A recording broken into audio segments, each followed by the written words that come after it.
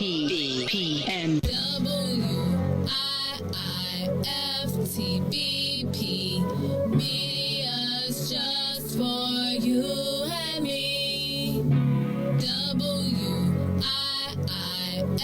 WIIFTBP. Media's just for you and me.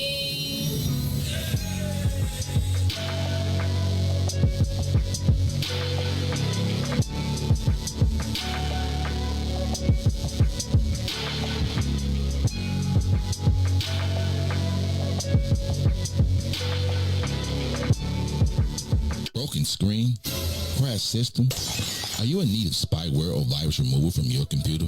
Well, contact RPC Computer Repair in South Shore and let us help you with all your computer repair services and print needs. Need office or print production services, copies, scans, fax, or even notary service? Then stop by and support RPC Computer Repair and Print Shop located 1741 East 71st Street in the 71st Street corridor, newly revitalized South Shore areas, and let RPC be your one-stop shop, where we believe RPC is your PC. RPC Computer Repair is also a UPS access point where you can drop off and pick up your important packages. So let RPC be of service to you. Call RPC Computer Monday through Saturday, 8 a.m. through 6 p.m. at 773-966-4457. That's 773-966-4457. Visit RPC at rpccomputeringinc.com for more information.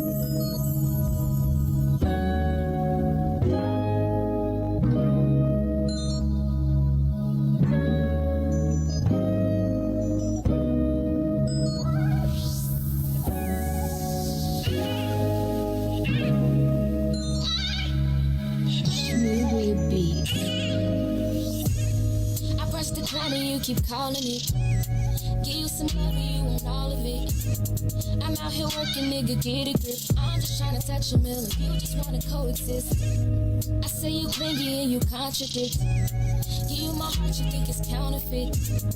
Give you my word and you won't trust in it. What's the point of loving me if you don't know what trust is? I need the is you give now. Please don't back down on me.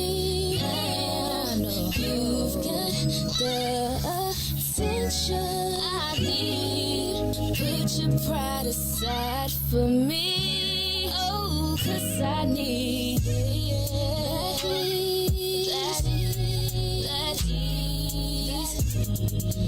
ease. Put your pride aside for me. That ease. While I'm out trying to get that ease. Know that I need that ease. Put your pride aside for me, baby. You're and you keep saying all my love is never enough. I put up with you for too long, now I'm over it. You want affection, I need money, I'ma call it quits. That ease, that ease, that ease. Put your pride aside for me. That ease. While I'm trying to get it, need it. That ease. Put your pride aside for me. Put it aside, put it aside, put it aside, put it aside, put it aside. Put your pride aside, put it aside, on me. Put your pride aside for me.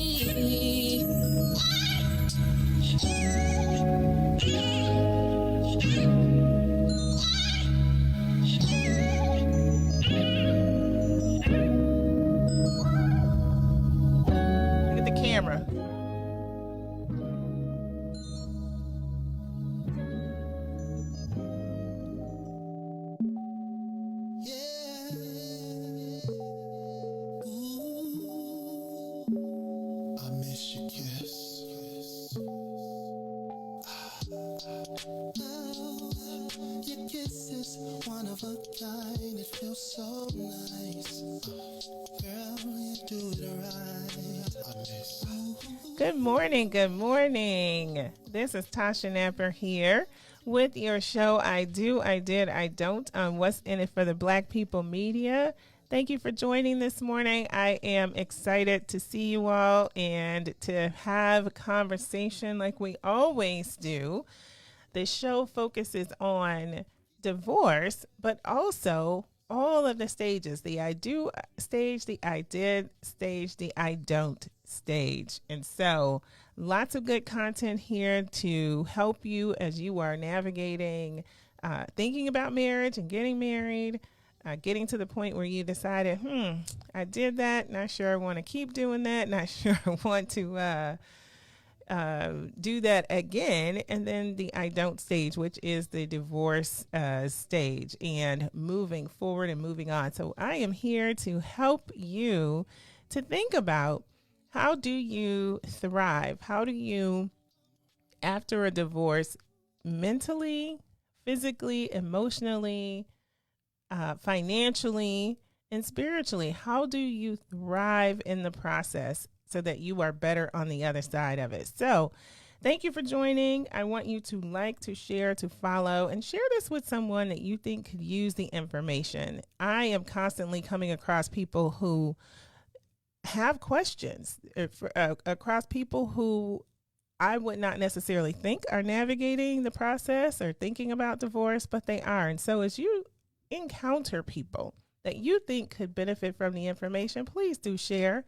Please do let them know about the broadcast. Let them know about what's in it for the Black People Media as a whole, because there is a lot of excellent content on this network to share with you. So as we get started today, I wanted to talk about, how long does it take to get over it? This question came up for me because it was a conversation. I was in a chat room, and a conversation ensued about a woman who had been married for 29 years to her spouse, who's a soon-to-be ex, and they've been separated for 4 months. And his comment to her was, get over it. Get over it. Which, 4 months into a separation after having been married for 29 years feels like an absolutely, it's just insulting on one level, but it's also unrealistic, I think, for someone to just get over it after their entire life has been spent and built with another person, and to do that in 4 months. And so as that conversation was happening, the question came to my mind is, well, how long does it take? How long does it take really to get over it? And is that the same for everyone? Is it different for everyone? I happen to ascribe to the belief that it is different for everyone, depending on the relationship, depending on, I'd say, the level of preparation for the divorce process, or just how long the relationship was working or not working, if people were emotionally checked in or out, if this was a surprise to some. It really does depend on the situation and the individuals involved, because everyone's not the same. We have talked many times about the divorce process being you're walking through stages of grief. There is a grief process attached to this. And it's not just the grief process of, darn, something happened, I'm no longer in a relationship, but it is, you're grieving loss of what was, but also the loss of what could have been. And whatever plans you had set in your head, your mind, your future, you're constantly thinking about, okay, this is gone. But in moving forward, you have to grieve what will no longer be. And that is a challenge. That is really, really a challenge for people to think about that. Not only are you grieving the past, and you're grieving what you're losing in the future, those hopes and dreams and plans that you set in place, but now that grief doesn't just automatically go away. And it's not like someone like grieving a death, in that the person's gone, you don't see them anymore. This a lot, oftentimes we're still interacting with those spouses, the soon to be ex, and then the ex on the other side of it. You can't go through that process. So, how long does it really take to get over it, and how long does it take to move on? Because we hear this, and I remember hearing that, like, I heard it through someone else, like, well, how long is it going to take for her to get over it? Like, I'm sorry. Why is my grief process bothering you after you have been the cause of this situation? How is it that somehow I need to be on your timeline in order to process and work through my situation? I'm sorry that inconveniences you, but this is how it is. And I want you all to not apologize for what time you need to take to grieve and to get over it, or to walk through it, which I think is a much better phraseology here. You need to walk through it, and it takes however long it takes. And that should be okay. Everyone's not going to do this the same way. But you know what I wonder? I wonder, why is it that men seem to do this much faster than women? Why is it that they seem to move on faster? What is it about the male makeup and the female makeup that makes us generally take a long time? Obviously, there are exceptions to the rules, right? And, there are sometimes those women that you will find who just kind of cut it off, get over it, move, and those men who take the time to grieve. But and to grieve longer and really mourn the loss of the relationship. But why is it that men seem to get over it much faster than women? Is it because women are just emotional beings? Is it because men are just so physical that they're less concerned with their emotions? I'm really curious about what drives the process and what is different for us in the process. Isn't that men do they compartmentalize better, and that's what it is? Do they get over it faster, or are they just faking the funk, really? They look like they're not struggling with the situation, but in fact they are. It just looks different for each of us. So I'm curious from your perspective, Reese. What do you think about why do you think that men get over it faster than women?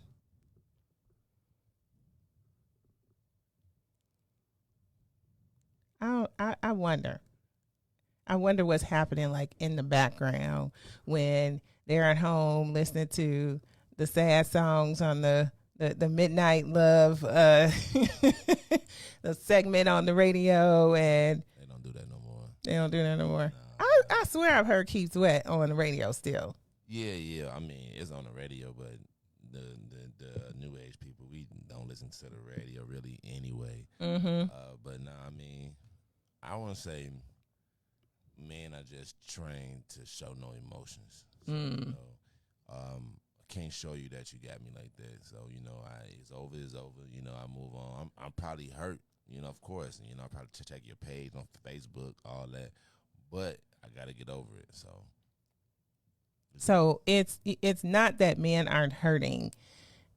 It just comes out differently. It manifests itself differently because you're trained to not show the emotion, like you said, and you're just sort of like, I'm. So you're faking the funk in a way. I guess you can say it, but what I'm saying, like, ain't no point in me crying over it. You know what I'm saying? I'm just trying to move on to the next in my life, but I'm definitely hurt in the inside. Like, years later, you know what I'm saying? Like, years later, a guy is probably still affected by that, but we sometimes use that as like a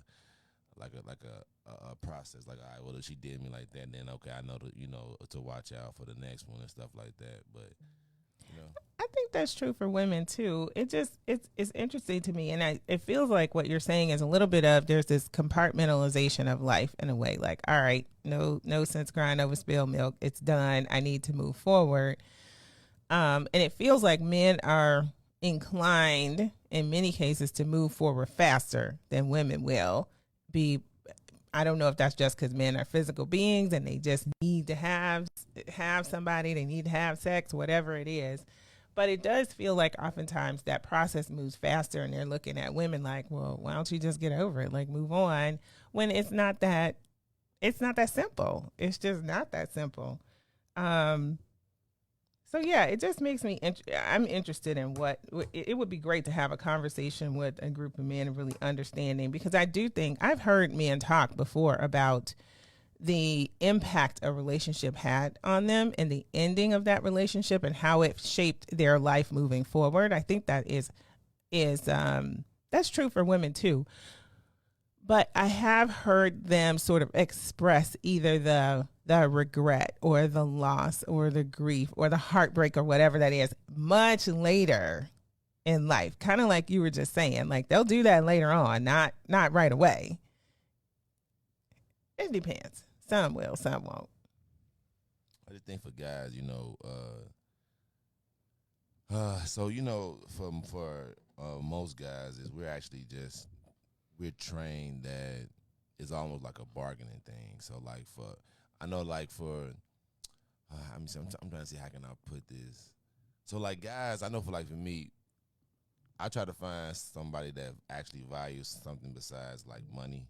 Yeah, you know what I'm saying? absolutely. So it's kind of hard, because in today's life, broke boys don't deserve nothing. I know that's right. You know what I'm saying? So I just think like the way that like guys are just trained to not have emotion, to not have weakness, like to be the provider, strength. So we really shell everything in, which is not good because we really don't vent. Mm-hmm. We really don't show our emotions. So like sometimes when we do, they come out wrong. But I think it's easy for us to really, you know what I'm saying, like move on.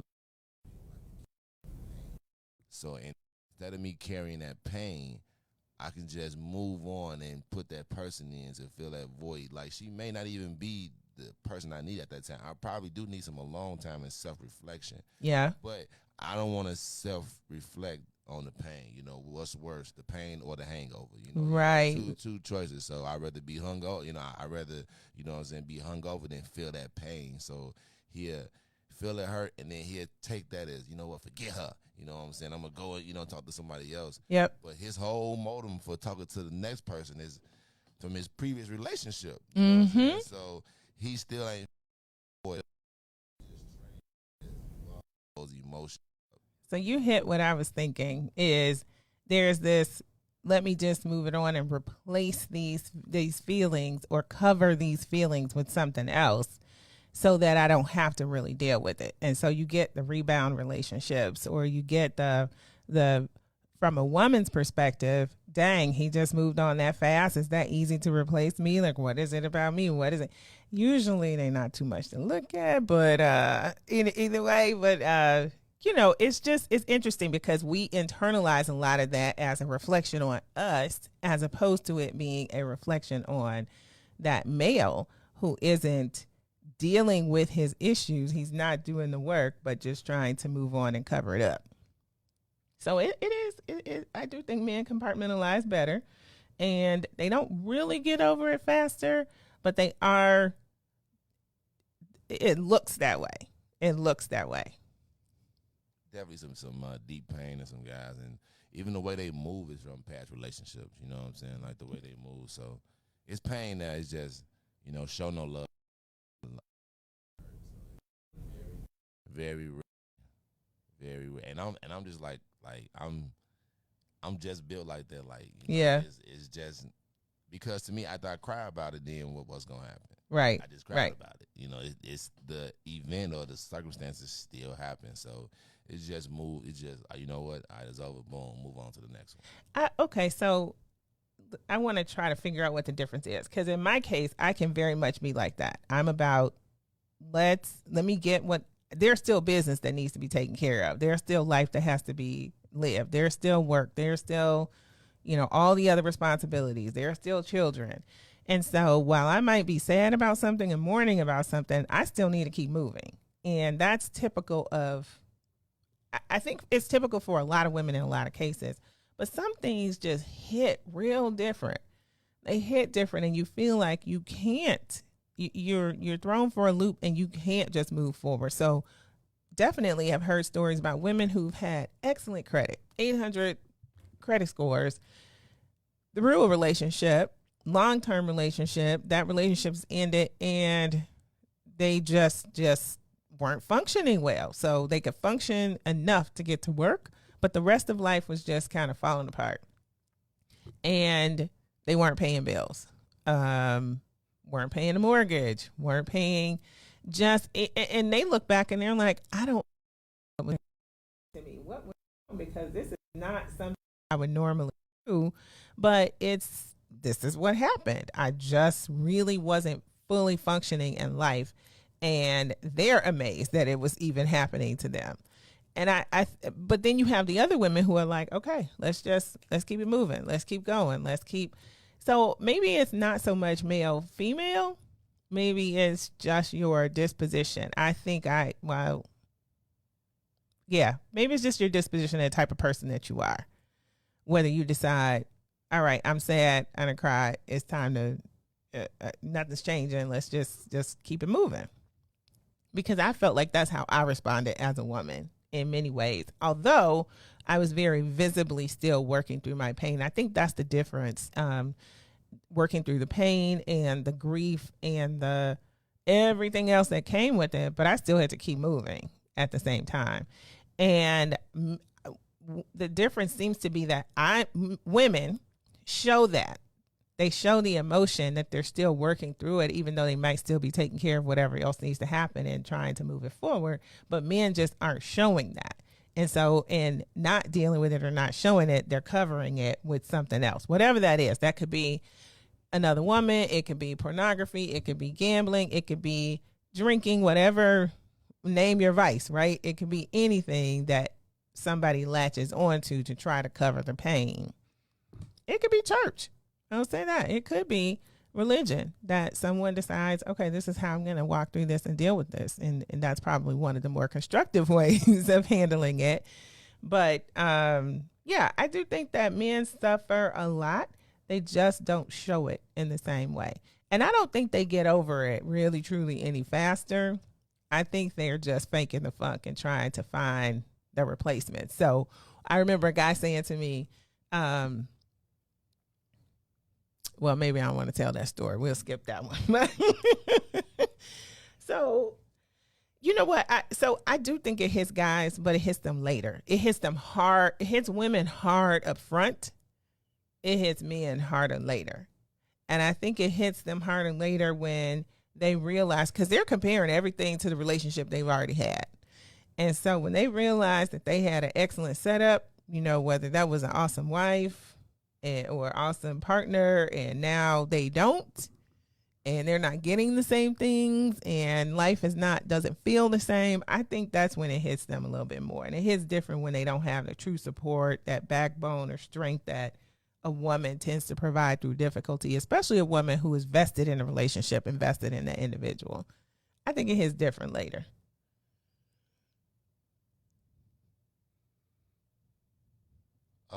You know what? Yeah, and also for like a man, like crying that's like a weakness to us too. So it's like really, I'm telling you, it's really man masculinity, and which is very, very bad. I know, like I'm a guy. It's some issues that I wish I feel. I know I could, but like for a man, it feel like it's kind of really hard, the emotional part. If y'all go, not gonna. Is this?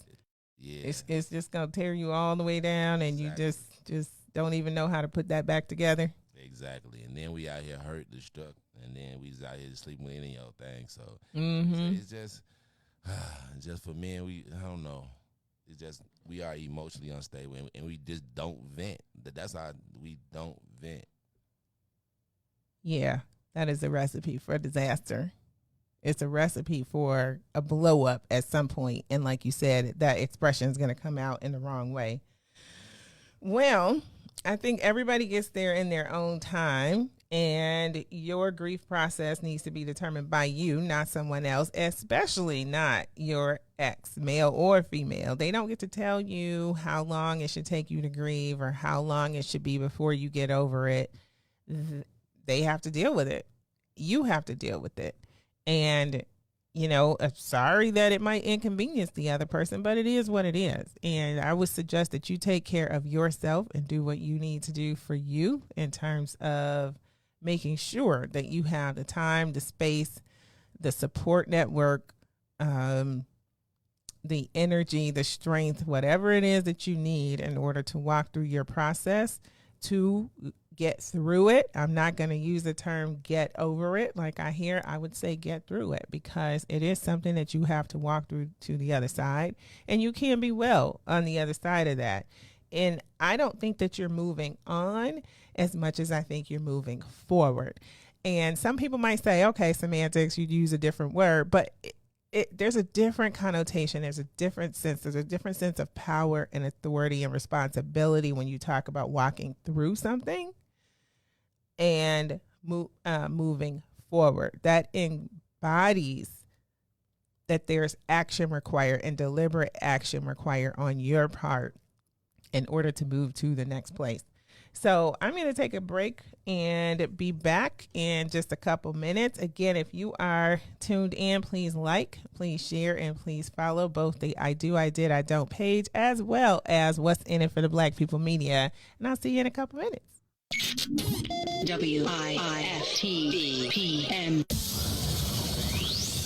Shop at Black-owned and operated Solo Beauty, where you are appreciated and respected.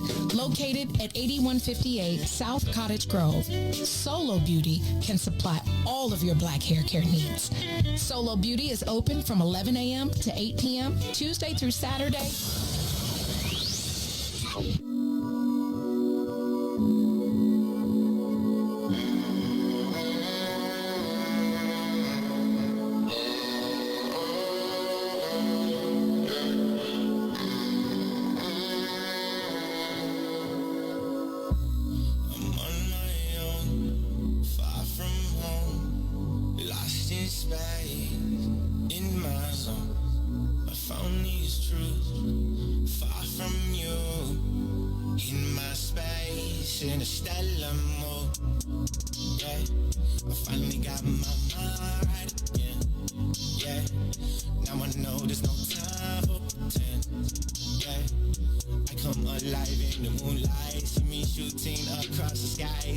Stars were born to fly. I've been searching, crowded, looking for a way out. I've been hurting, falling, but I think I found my way.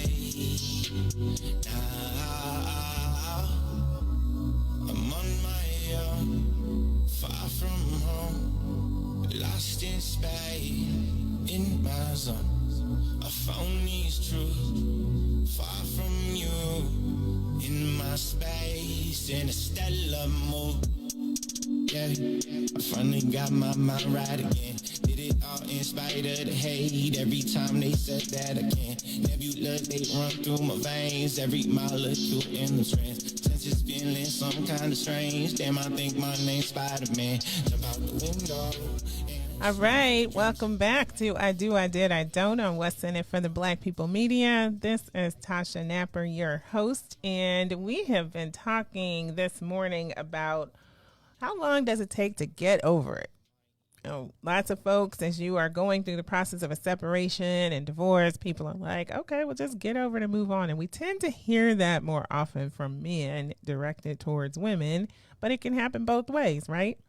And so we talked a little bit about that and how long does it take, and, just the differences between how men and women process the end of a relationship and how they process grief and express emotion and the impact that that has on the way that it looked outwardly in terms of dealing with the situation. But, some people just don't get over it. Some people don't. And one of the things that's interesting is when, say you have a situation with a woman who learned that her spouse was cheating, and because this happens a lot, as we all know, infidelity is a huge reason for divorce, but she finds that someone's cheating. I think everybody gets over things in their own time, right? So she finds out that she's cheating, but she's not sure that she wants the marriage to end. She's trying to figure out, do I want to work through this?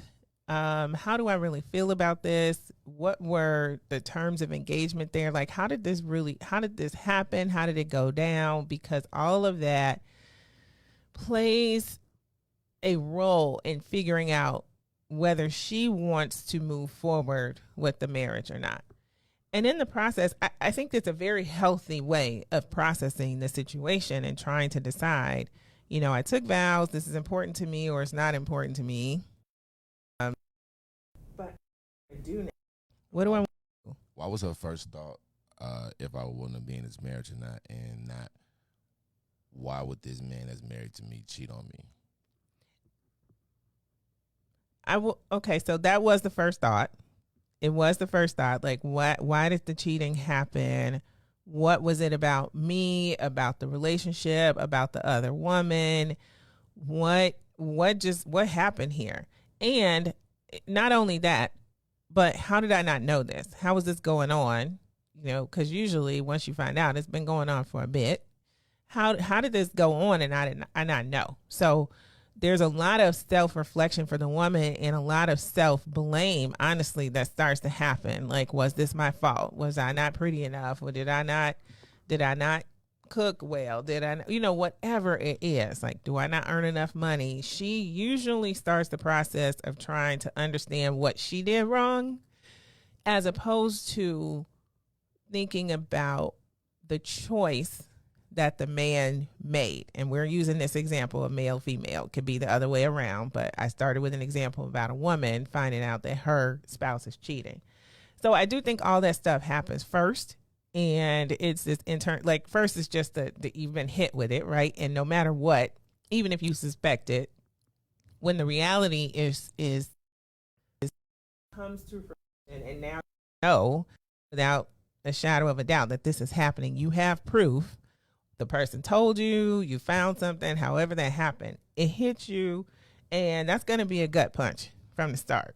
But then you start wondering all these other things, and women tend to think that they're to blame first, I think. And so the tone of your question kind of made me feel like, why doesn't she think that there's something that she should do differently first? No, I'm just saying marriages it's supposed to be until death do us part. I mean, humans make mistakes. Not saying that's an excuse, but we immediately went from he's cheating to do I want to be in this relationship. I mean, that's understanding. Like, you have all rights for that, and I definitely understand that because y'all made vows and the other person did. Mm-hmm. You know what I'm saying? Betray that. But I just think that right there is either immediate way that, like, how your relationship is going to end bad. Instead of having a conversation that obviously that he should have definitely had with you first, or she, like whoever is the cheater should have definitely had with their mate in the first place before they cheat anyway. Right. They should have had expressed, so now it's on your hands to say, hey, you know what? We built this foundation. Not only that, it's not only the cheating part for me, it's the part that you come home and you look at me, you lie to me, you doing all this. So like now I'm more intrigued on the seeing, okay, like what's really going on with us before we escalate. Let's talk. Maybe this is the end of our relationship, but it's just on how we go about it. It's just immediately, hey, end it. But how to have that conversation, I just want to have a adult conversation with you. Obviously, this is going on, so let's just see, Yep. I'm saying? I agree with you 100% that you have the conversation. If cheating, if infidelity is a non-negotiable for you, and there's no way I'm going to survive this, like I already told you up front, yes, we took these vows, but I know me, and if that happens, we're clear, we're done, right? There's some people like that. Those people aside, when I think in most cases, people do really try to work through it and they have a conversation. I agree with you that the problem comes in when people are dishonest about it. Either you lie and say it's not happening, or you blame the other person for your choices. Because if there was a problem, let's talk about it, let's work through it, or just be honest. Like, look, this isn't working for me. This is what I'm trying to do now. And, but don't make the choice for me, then come back and then try to blame me for your choice. Like, that is, it's abusive in some ways. It's just emotionally abusive, and it's just wrong. You have to own it. And I think that's when the issues come up more often, when people don't own their stuff, and either the blame gets placed somewhere else or they're not having the adult conversation. So you got one partner that's sitting down saying, okay, let's talk about this. Like, what happened? First of all, are you doing this? If you lie, just know that's going to be, I mean, it's already a big problem. I already don't trust you. I already feel like you've been deceptive. Like you said, you're doing this, but you're also coming home looking at me every day, lying about where you've been, pretending that things are okay when they're not. So now I don't know what's real, what's true. I don't know if we've ever really had a loving relationship. I don't know all the other stuff you've lied about. I don't know who else is involved. I don't know who knows who does. All this crap is going through my mind now, and I have to sort through all of this, right? So my ground has been rocked from what I thought was true to now what I know isn't true, and I don't know the extent of that untruth, if you will. And so if you are the cheater and you're going to sit down and be honest and open, tell the whole story. Don't try to tell part of it or dole it out in bits and pieces. It's like, let's just have the conversation of what happened, answer the questions honestly. Like, okay, this is where we are now. So let's just really be honest and talk about it. I think if you do that, then you actually do have a chance of making the relationship work and having the other person work through it. Or at least you have a chance because you respect them enough to be honest about it and to have the conversation, to lay it all out there, and then let them decide how they want to engage from this point. Now, you can express, this is what I want. I don't want anything else. You know what? You can express whatever you want, but you also have to realize the decision's not in your hands anymore because you took that decision away, and now the other person gets to forward. They want to engage, whether they want to divorce or not. And so, it's in most cases, I don't know. I can't say in most cases. I won't say that. But I think it's the lying that becomes really problematic and the other dishonesties that are taking place and people don't. Because imagine this, Reese. So I learned you cheated. You let me know. Maybe you got scared. Somebody was going to out you. Maybe you just got tired of lying. I don't know. Whatever it is. Maybe you got found out. You busted. All right. So now we know. And if you know then that this isn't the first time, now's the time to tell me that. Don't wait. And then I find out again, because now we have to go through the process and start over again. Now I distrust you even more because you weren't fully honest. And I think that's what happens a lot of times is people won't be fully honest and they think, okay, I'll tell a little bit, and they try to reason it right for themselves. Like, well, she can't handle this much right now, so I'll tell this a little bit, or maybe I don't ever have to mention that and the other person will never, ever know. I just think you're going to have a shot to be fully honest, not half honest, because if you're half honest, then you're half lying, right? A half truth is a half lie. So be fully honest and give the other person the respect to be clear about what's going on and to decide then if they want to try to work through it. But yeah, so now you're at that place, right? So now you're there when you're saying, okay, this is what happened. Let me decide. I feel like many times as people are deciding, for women particularly, they may still truly be in love with this person or truly want, feel like they can get through this. But I think there's a lot of shame around wanting to still move forward when people know that this has been the situation, that there's been cheating. And usually people know it's not as undercover as people like to believe or think. And so I think some of them want kind of this. It pains me that many women feel the shame of wanting to work through a marriage in the relationship, even when infidelity has been involved. Because really, they don't have anything to be ashamed of. They didn't do anything wrong in the case. Now, does everybody have something to work on? Yes. We're not perfect. Everybody has their flaws. Everybody has something, but this is a pretty big violation of the marital vows, the agreement, the covenant, the promise, whatever that is, right? And so you cheat, you get caught, or you don't get caught, you fess up. I think if you fess up, you honestly have a better chance of working through it. But then the question is going to be, what's the motivation for fessing up, right? Were you scared somebody's about to tell me? Like, what was going on? Because if you've been doing this and engaged in this for a minute, then why now? Why are you saying something, right?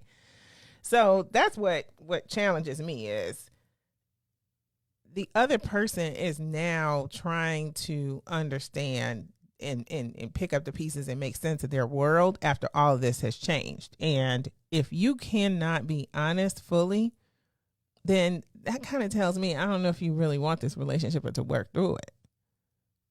And that's where I think guys mess up the most is they're not fully honest. They want to tell a little bit and hope that's enough. And hope that if they don't tell the rest, that the woman's still going to say, okay, we can work through this.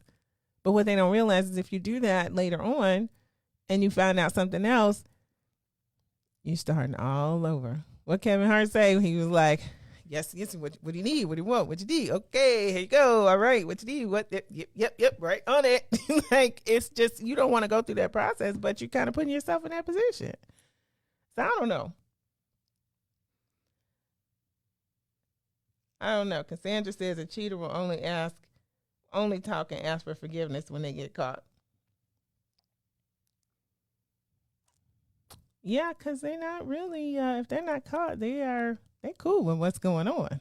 Typically, they're like, hey, there's no need to ask for forgiveness. There's no need to do anything different because I kind of got my cake and eat it too.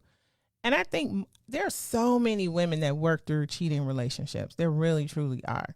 So it's not that it can't be done. But what I don't like is the societal pressure or this sense of shaming the woman who does decide she wants to work through it. We see it happen with politicians all the time. Now, I can't be the one that's going to stand up there with you on the stage and say, I'm supporting my husband if you just cheated on me. Hell, you were cheating with whoever you were cheating with, and I wasn't there, so you handle all that, deal with that on your own.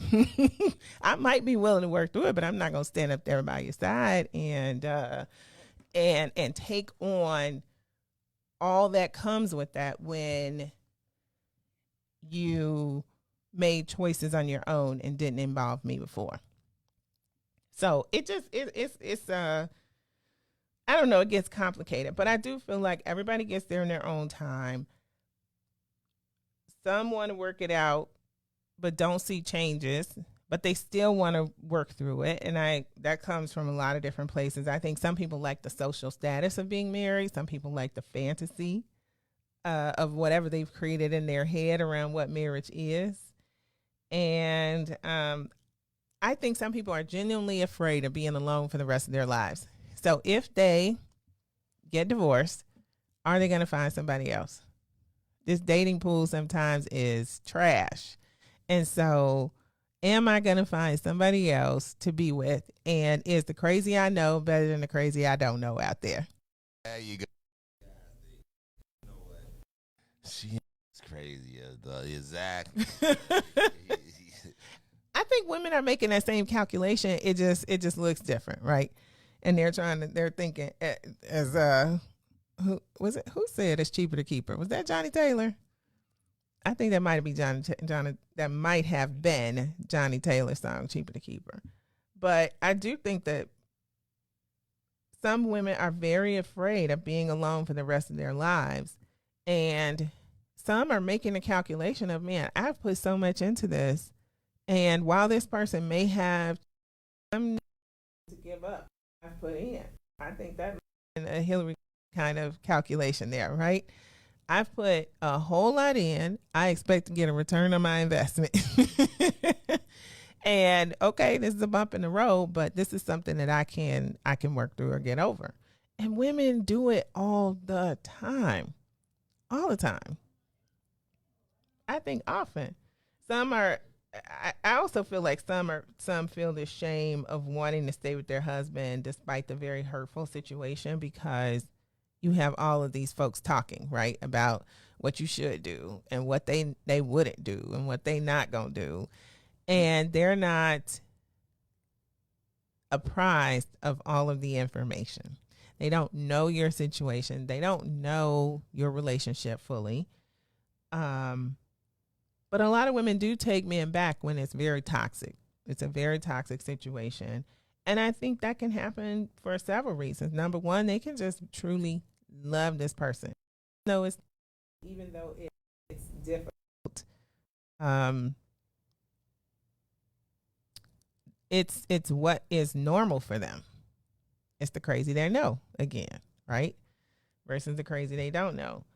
But I think that comes from a lot of unhealthy patterns as well. And that could be, this is what you saw in your household. It could be that you have been conditioned to accept abuse. You have, you just don't, maybe you're just less confident in who you are and what abilities you have. This lack of confidence really does, I think, keep women there, especially when you've lived some life now, right? So your body doesn't look the same, your face doesn't look the same. You you feel less confident that you can pull what you used to pull when you were 20s and tight and fresh faced and all of that. And especially if you have children, I think that's a big one too. So you got kids and you're like, okay, who's signing up for this? I don't know if I'm going to find anybody that wants to do this with children in the mix, but it happens all the time. So we tell ourselves all of these negative things about what if, and trying to make ourselves find a way to stay. And I think some are very valid, and we need to do that. But many times we're seeing all the disastrous things as opposed to, and it's coming from a place of fear of the uncertain future. You're comfortable with the familiar, nothing wrong with that. But if you're making your choices simply out of fear, then I think that's when you have to check yourself and kind of think about, all right, what really is best for me? What really is best for this relationship? If there are children involved, what's best for the children? And then decide how you're going to move forward. And your friends there to support through it, no matter if your decision is stay, and it is, even if it is toxic, they're going to be there. They're going to support you. They're going to make sure that they help you when you get there in your own time. As people say, there's a saying that goes, when the pain of staying the same outweighs the pain of changing, then you will change. And some of your good friends are going to be there to help you when it's time, when that pain gets to be enough that you're ready to change. They'll be there to support you. And they understand that everybody gets there in their own time. Some people do that very quickly and make a decision. Some people take years of deciding what they want to do. But I think many times the lack of confidence in ourselves and our abilities comes because we don't have a plan. And that is an important piece. If you are trying to figure out what you want to do and you're thinking about separation, but you feel like, I want a divorce. This is not good for me, but I feel like I can't because XYZ, fill in the blank. I feel like I can't because, then it's time for you to create your plan on how you are going to overcome that so that you are not feeling stuck and you are not operating from a place of fear of the uncertain future. You have everything that you need to be successful. You have everything that you need to work through, and you just have to do it. You just have to do it. If that is the decision, and that's not to encourage you to divorce, that is to encourage you to make the decision that is the best decision for you, that is not coming from a place of fear, but a place of empowerment. And if it is, this needs to look different in this marriage, and this is how this needs to look, and let's create this plan for us to do that, good on you. As the Northerners say, good on you. That's what you need to do. But it has to come from this place of empowerment and this place of confidence as opposed to the place of fear. So, said a lot today. We said a lot today. I think so let me say these couple things before I end the show. It is important to me for women that are in the situations where you are feeling like it's people around me think this is taking too long to get over. Take the time that you need, sis. Take the time that you need. Nobody gets to determine how much time that is except for you. And so take the time that you need, walk through the process, get the resources that you need in order to help you to walk through your process, but just make sure that you're walking through it and not getting stuck in it. That is the important piece. Make sure that you're walking through it, you're not stuck, and you're not just sitting there and wallowing in what's happened, but you're moving. You're moving through it. And you're moving through to a better place of empowerment and creating what that new reality will be for you. You have every ability to do that. You have every ability to make different choices and to be empowered by those choices. And for those who are thinking, okay, well, I want to stay, because we have these negative patterns that play in our head, right? I was talking about how we first think about what did we do wrong and why is this relationship where it is now, because, I didn't do something. Not necessarily the case. Could be. Not necessarily, but you have to help that other person understand they made choices and they own their choices. And you get to make choices also. And so operate from a place of fear. Know that you are beautiful. Know that you are... You is smart, you is kind, you is, but know that, you know what I want you all to do? Many times we discount ourselves and we don't think that we have as much as we have. We don't think that we embody as much as we have. And oftentimes it's because we don't hear it. So here's what I want you to do. This is your homework assignment. You are in this place scared of your decision because you feel like you're stuck and you feel like you don't have the skills, ability, the confidence. You're afraid. I want you to find at least 3 to 5 friends, post on your social media and ask your friends, what are the best qualities about me? What do I do well? What do you think is really good about me?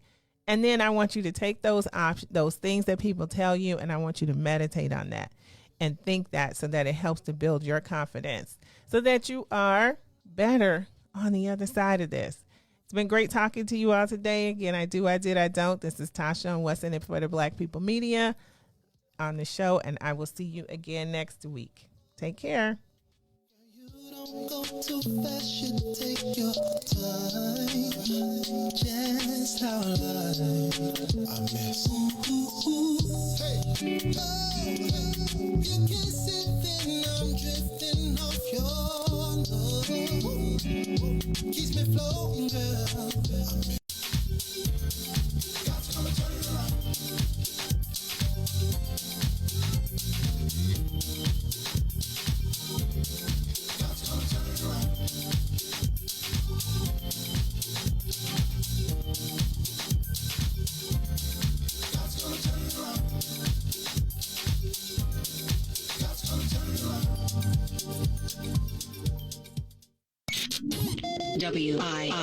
WIIFTBPM.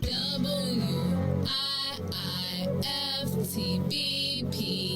Media's just for you and me. WIIFTBP. Media's just for you and me.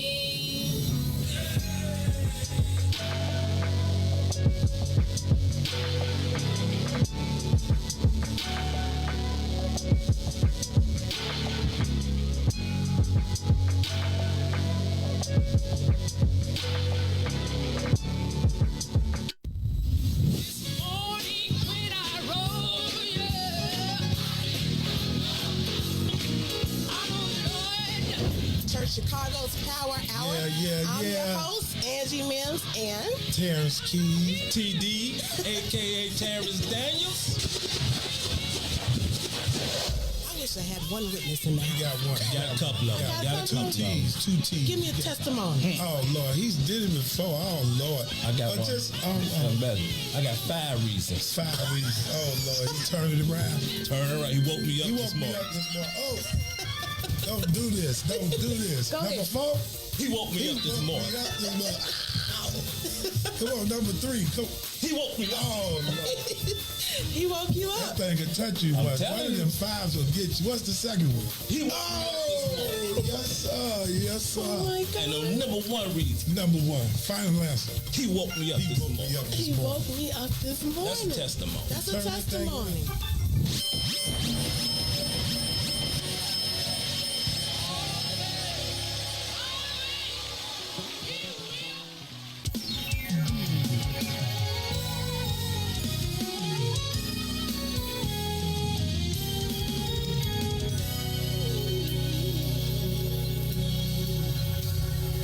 Glory to God in the highest.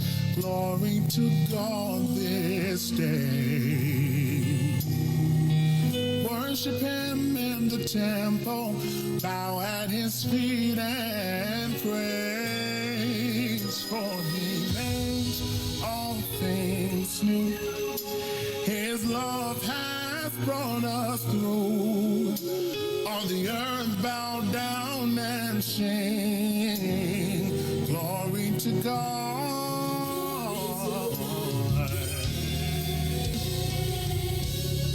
I'm overwhelmed.